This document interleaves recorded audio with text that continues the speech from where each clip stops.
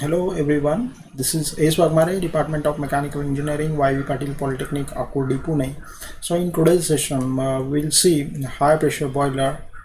So today's contents uh, high pressure boiler. In that, we're going to see what is meant by high pressure boiler, then its characteristics, then Lamont boiler, okay, then Benson boiler, and after that Loeffler boiler. We're going to see these three types of boiler in detail, its construction, working, advantages, disadvantages. Okay, now let us start with what is high pressure boiler. If the steam generating capacity of the boiler is more than 80 bar, then this is known as high pressure boiler. If it is less than 80 bar, okay, so the steam generating capacity is less than 80 bar, then we can say this boiler as a low pressure boiler. Okay, some modern boiler nowadays are producing steam pressure up to 160 bar, then maximum temperature up to 540 degrees celsius to 600 degrees celsius. Why? Because of the technological development in the thermal industry, okay, or power industry, we can say. Then one more point is steam capacity is up to 30 to 650 tons per hour. Okay, this much steam we can generate in modern type of boiler, or we can say high pressure boiler. Unique features of high pressure boilers. This high pressure boiler differentiate from the low pressure boiler uh, by these features. So first feature is method of water circulation. Here a forced circulation of water is there, means we use a external pump to circulate the water. Okay, then second feature is type of turbine. uh, in case of low pressure boiler, generally we use a single set of turbine, but here in case of high pressure boiler, a series or set of parallel turbine are used. Okay, means one turbine, after that second turbine will be there, so set of parallel system is there. Then next point is improved method of heating.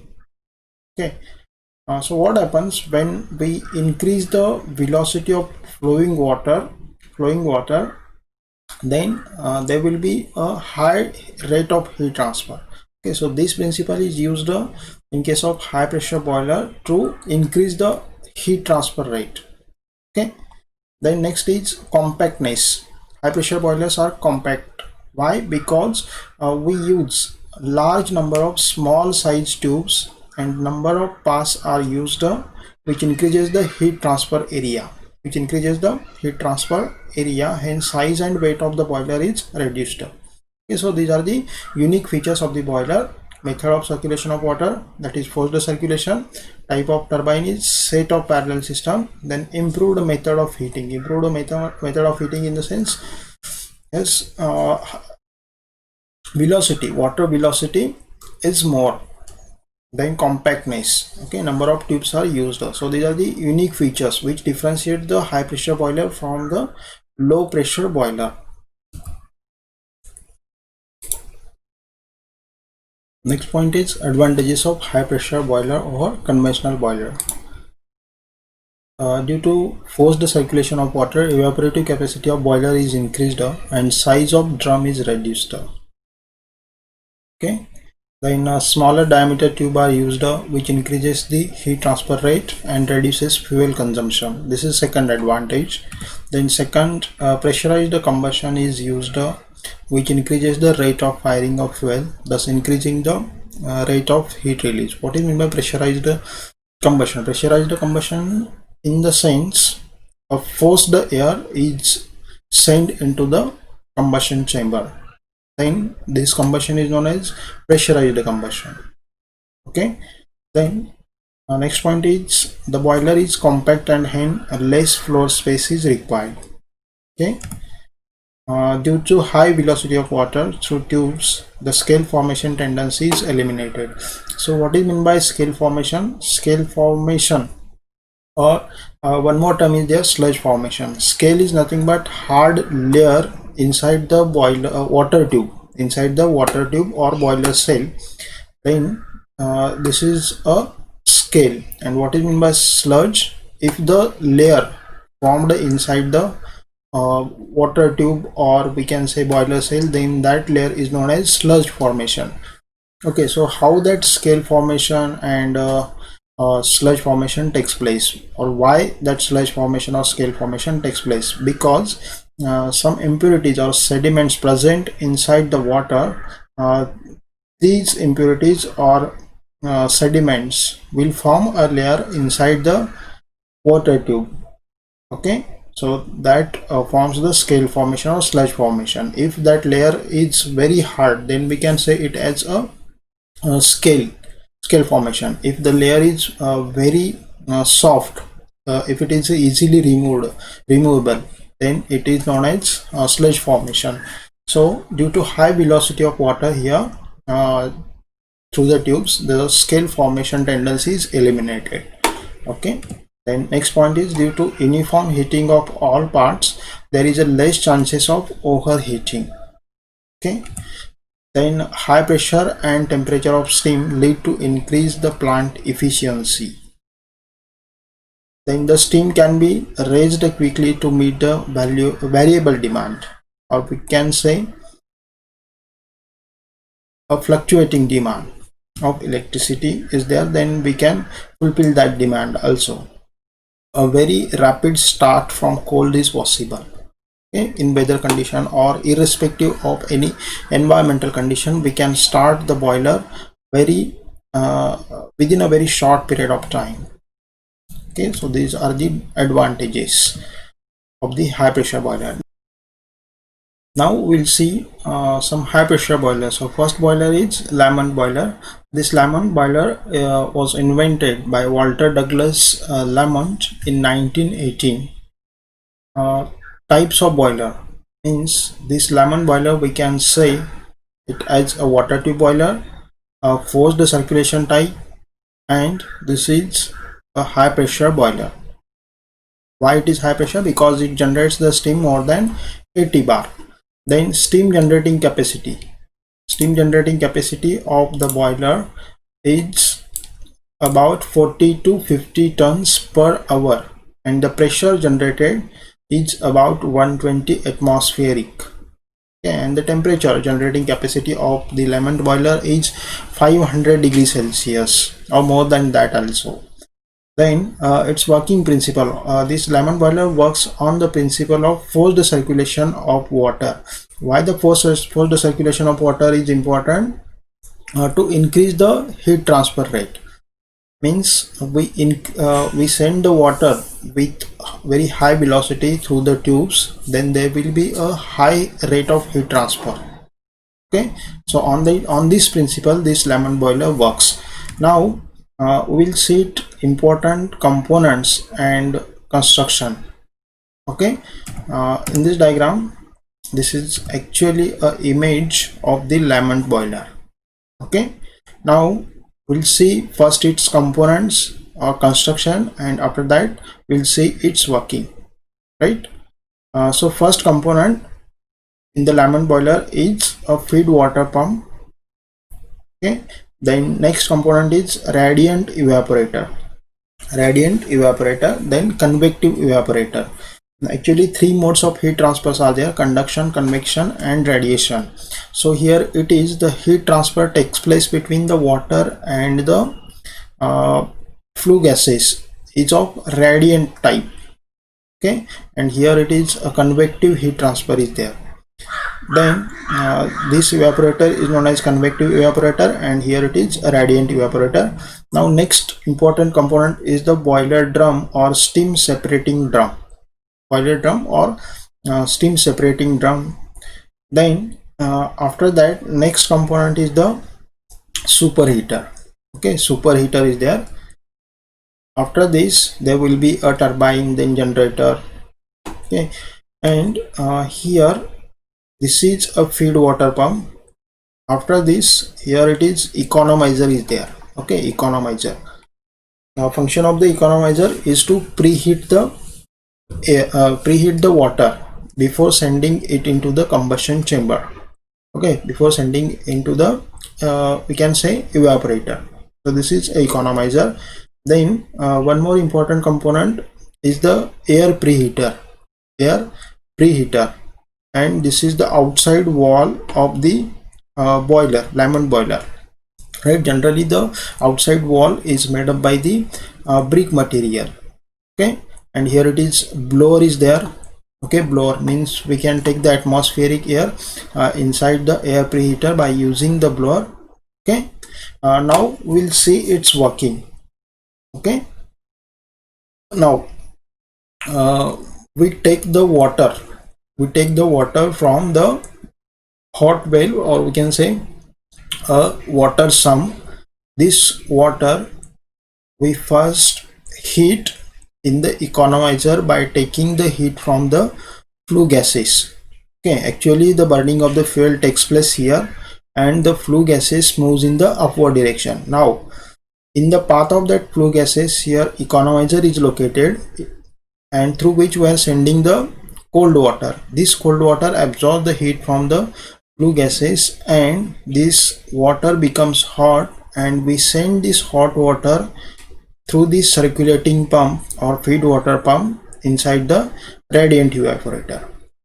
Okay, again here exchange of heat takes place between the water and the flue gases because of the radiation.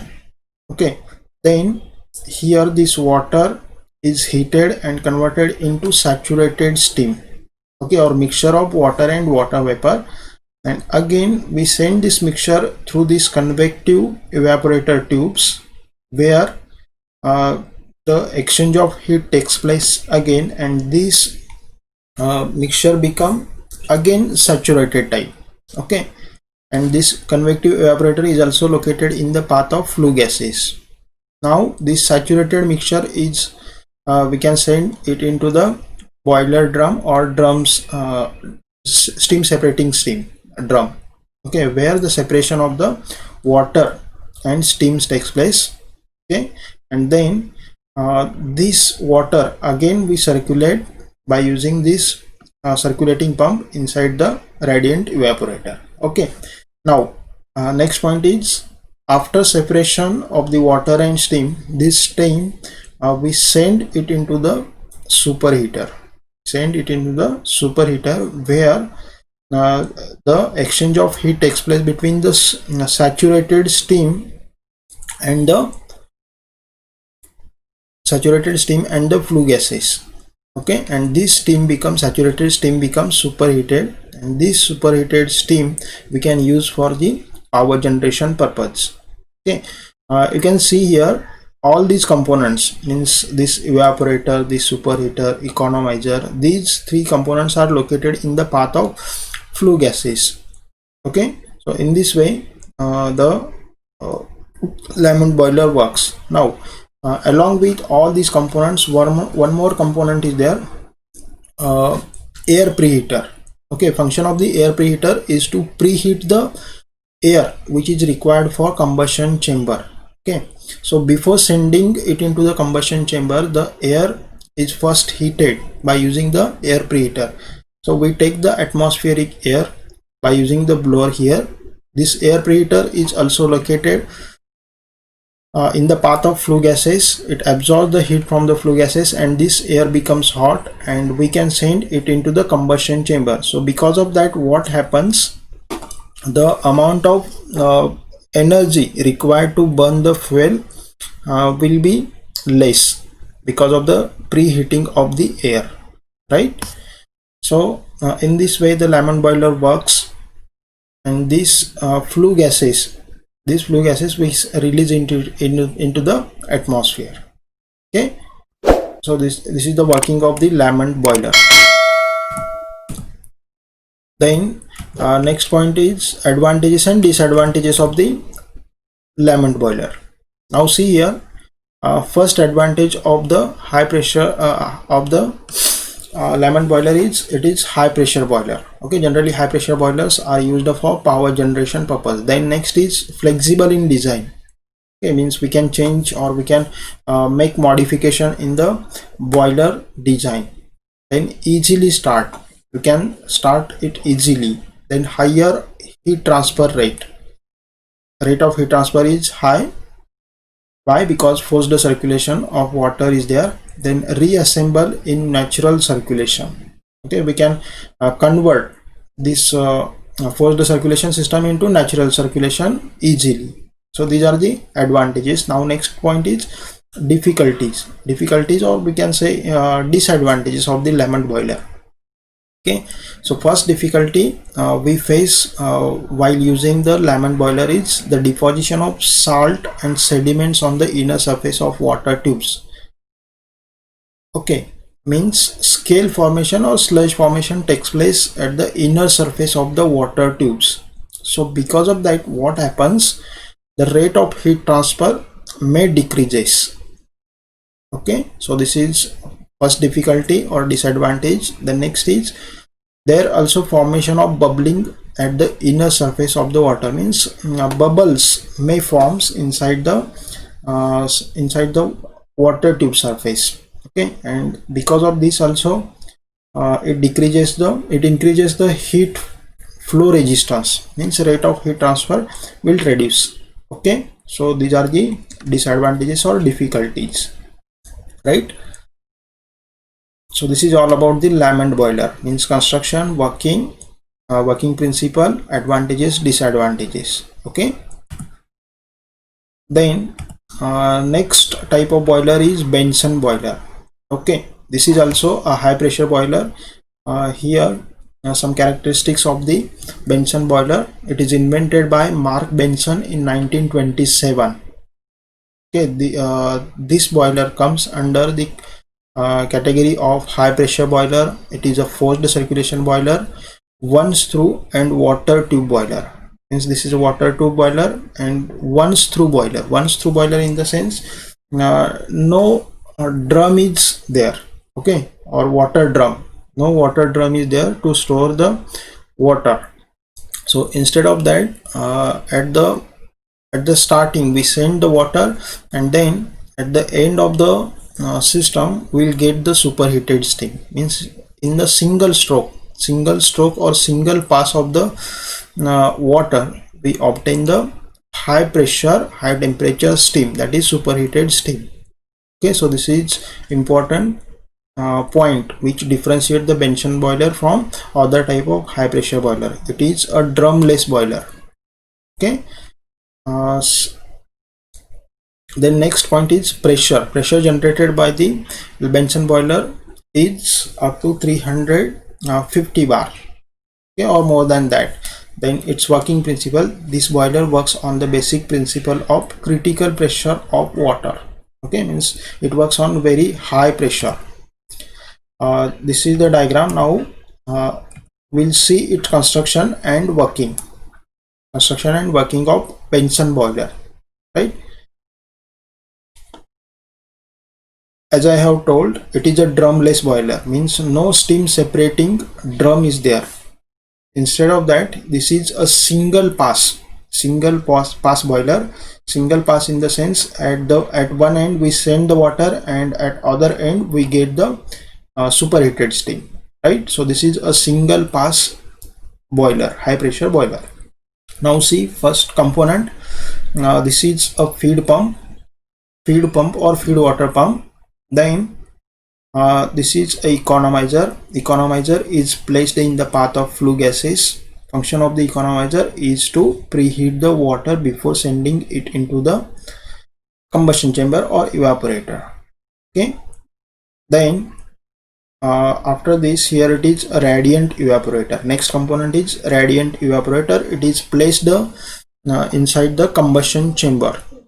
Okay, the next component is convective evaporator. Then after this, a superheater is there. Okay, function of the superheater is to superheat the steam. Means whatever the moisture content are present inside the water, these moisture content can be removed inside the superheater. Okay, then after this, the superheated steam we can use for power generation purpose, right? Then similar to the lemon boiler, here also a air preheater is there. Air preheater is also located in the path of flue gases. Then we take the atmospheric air here by using this blower. Okay, so function of the air preheater is to preheat the air before sending it into the combustion chamber. Okay, now we'll see its working. Okay, we take the water from the water well or water sump.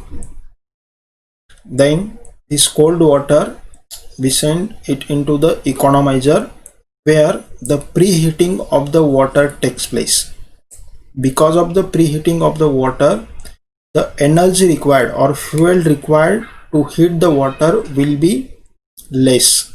So heating is required to water in the economizer before sending it into the combustion chamber, right? Then this is a radiant evaporator. Number of tubes are there through which we send the water with a very high velocity, and because of this high velocity, high rate of heat transfer is there. So it's becomes hot, or temperature of that water increases, and after this we send this water into the convective evaporator, where because of the convective heat transfer, the temperature of the water increases and it becomes a saturated mixture of water and steam. Then next component is the superheater, where we send this saturated steam and water here.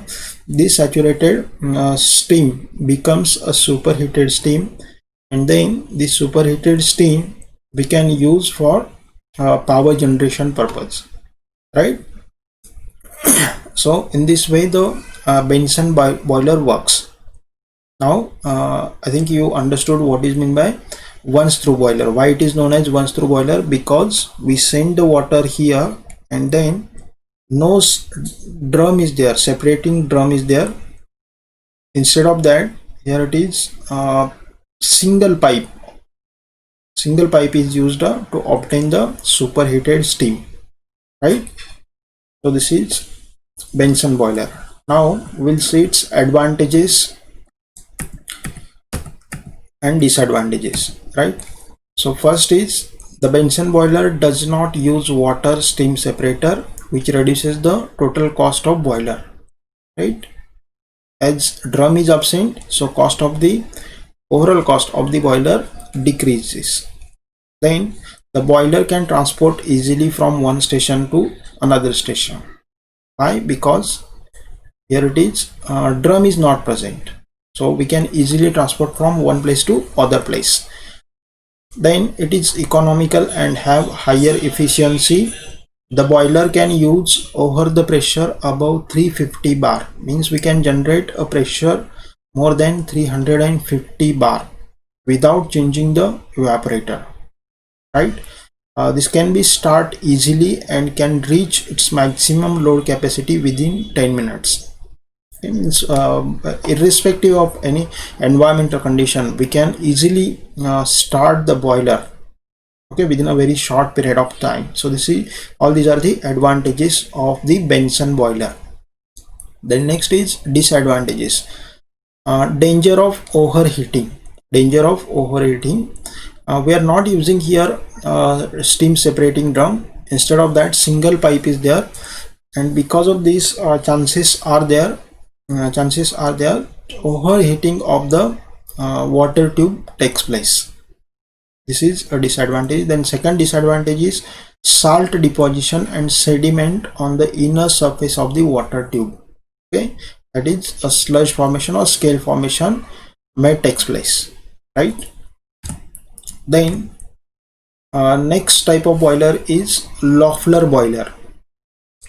This is also a high pressure boiler. We generate a steam more than 140 bar. Okay, more than 140 bar.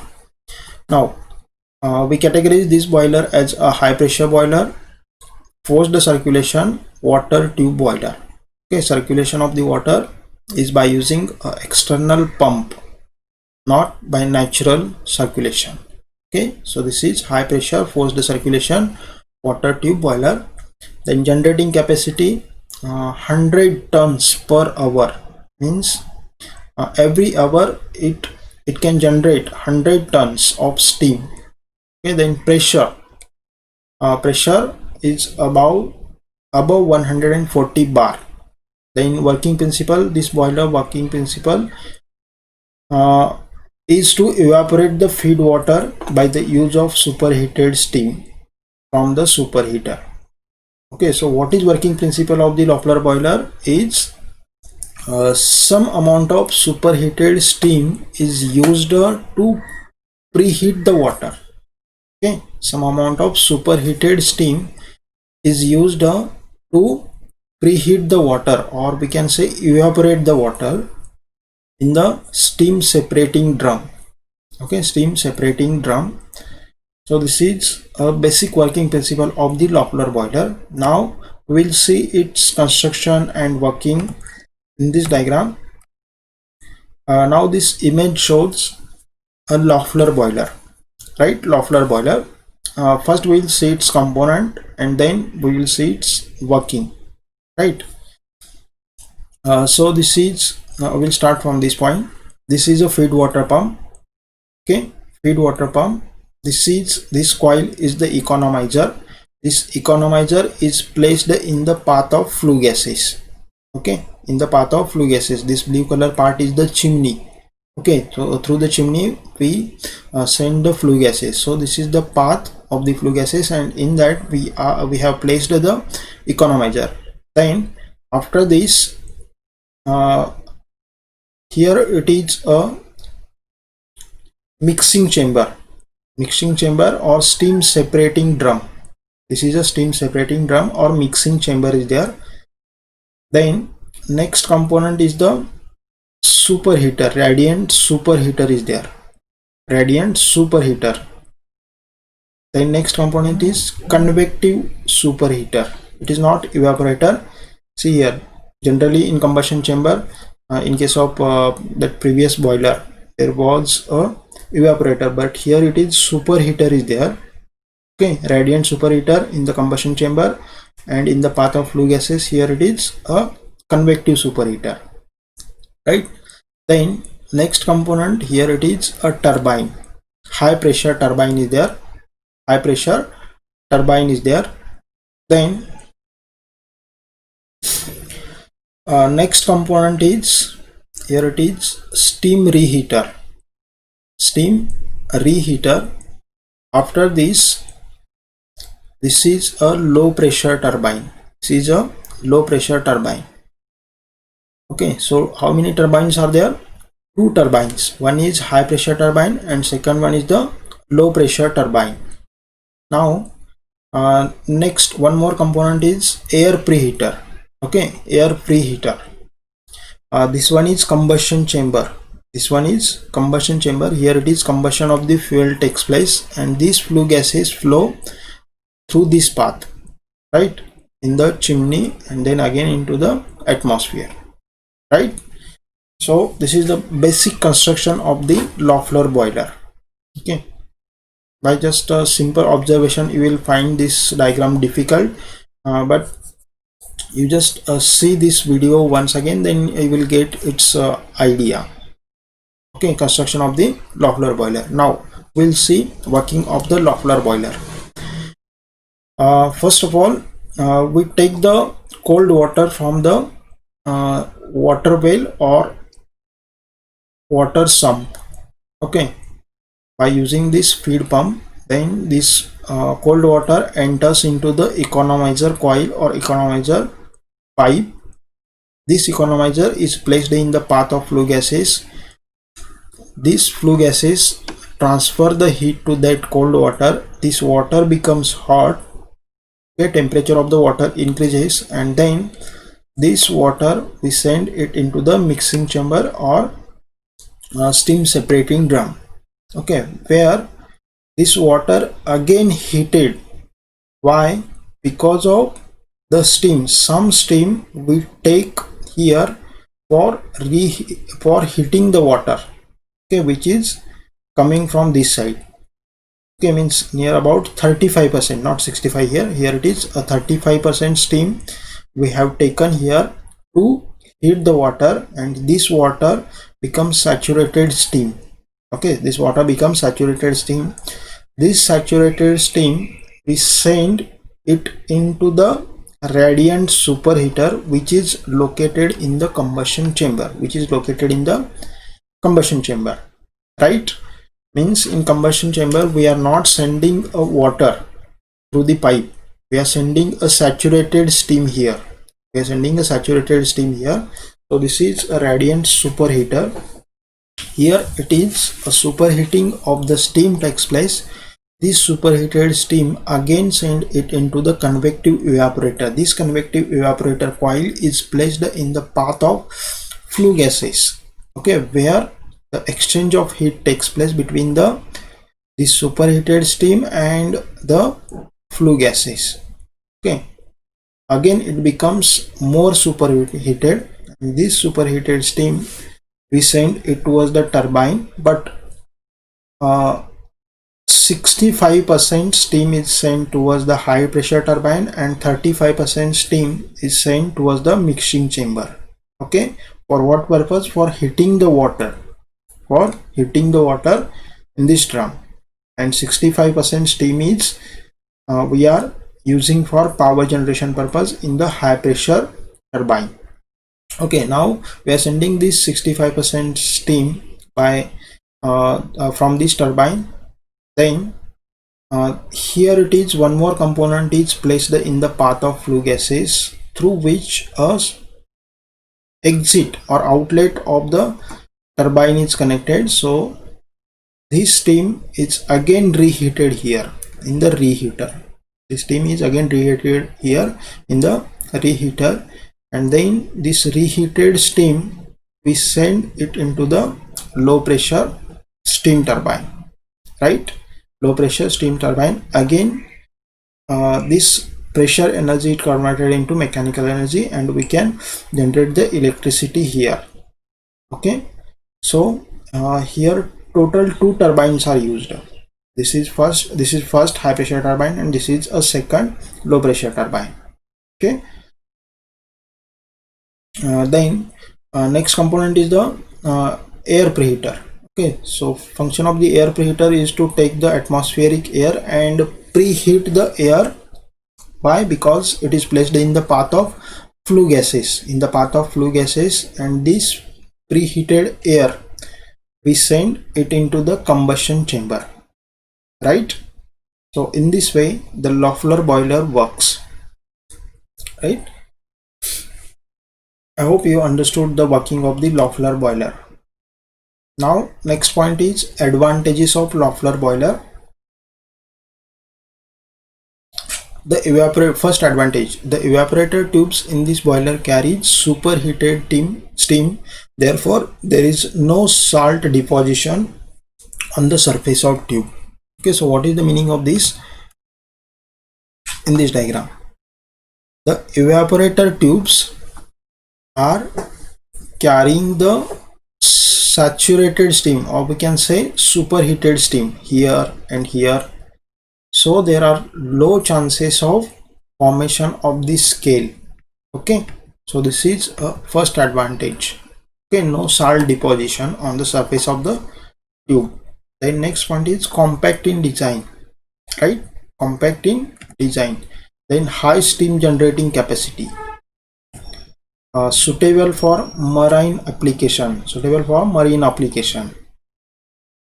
Then disadvantages of the Loeffler boiler.